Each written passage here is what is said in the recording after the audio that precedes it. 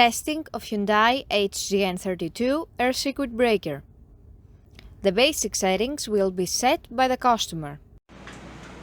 For testing, we add a 110-volt AC power supply. At first, we trip the breaker manually.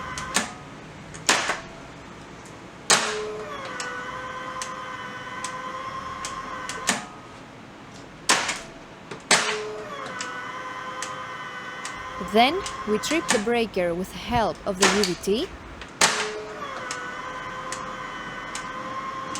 Next, we perform a short time delay test and the breaker trips almost instantly.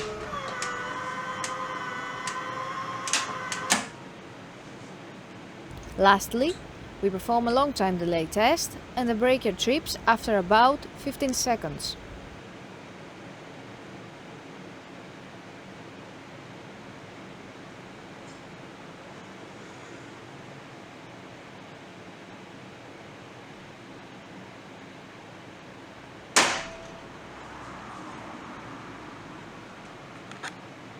It is now clear that the air circuit breaker is working successfully and is ready to be delivered to the customer.